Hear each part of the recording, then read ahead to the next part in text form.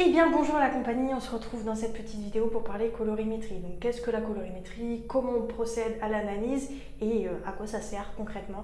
Donc je t'explique tout ça pendant cette petite vidéo où je vais essayer de me faire des boucles dans mes cheveux. Donc c'est pas gagné, ils sont courts, ils sont lisses, ça va pas tenir mais c'est pas grave. Donc une analyse colorimétrique, qu'est-ce que c'est? C'est l'analyse déjà du sous-ton de ta peau. Donc soit tu as un sous-ton chaud, soit tu as un sous-ton qui est froid. Et l'analyse également de ton contraste. Donc le contraste, ça va être couleur de ta peau, de tes yeux et de tes cheveux. Grâce à ces deux premiers points, on va pouvoir voir si on va aller sur des couleurs qui sont plutôt chaudes ou des couleurs qui sont plutôt froides. Ensuite, dès qu'on a défini ton sous-ton, on va regarder si les couleurs qui te mettent naturellement en valeur sont plutôt des couleurs qui vont être intenses ou des couleurs qui vont être pastel. Mais surtout, pendant ce rendez-vous d'analyse colorimétrique, on va regarder comment accessoiriser en fonction des couleurs que tu vas porter. Parce que moi, la première, ça m'arrive de porter des couleurs qui ne sont pas dans ma palette de colorimétrie. Je suis un sous-ton qui est plutôt froid, ça m'arrive de porter des couleurs qui sont chaudes.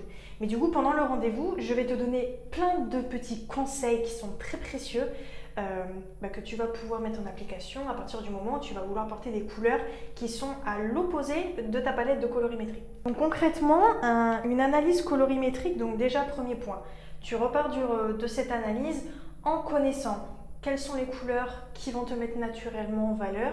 Tu repars avec ta palette de colorimétrie, un listing de conseils que j'aurais mis du temps et de l'amour à te faire. Mais c'est surtout que tu vas repartir reboosté parce que je le dis un nombre incalculable de fois, les couleurs ont une empreinte énergétique. Donc en fonction du mood dans lequel tu vas être le matin, tu vas savoir prendre du recul et te dire ok, donc là je me sens plutôt comme ça, j'ai besoin de porter cette couleur pour me réconforter. Nous les femmes, on fonctionne avec notre cycle. Moi je sais par exemple que une semaine avant ma magnifique période menstruelle que j'aime plus que tout au monde, y a des couleurs que je vais favoriser parce qu'elles vont me soutenir, parce que clairement je serai aimable comme une porte de prison, c'est pas la semaine où il faut me casser les bonbons.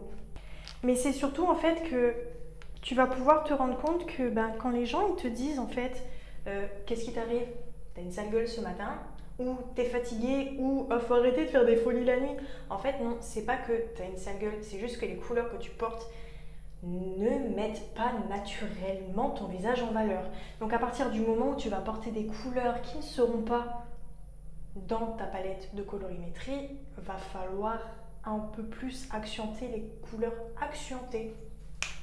accentuer les couleurs sur ton visage. Bref, tu l'auras compris, un rendez-vous d'analyse colorimétrique, c'est définir les couleurs qui te mettent naturellement en valeur, repartir avec plein de conseils, repartir avec ta palette de couleurs personnalisée. Donc du coup, si tu veux découvrir quelle est ta palette de colorimétrie, tu peux prendre rendez-vous directement en message ou dans le lien qui est dans ma bio.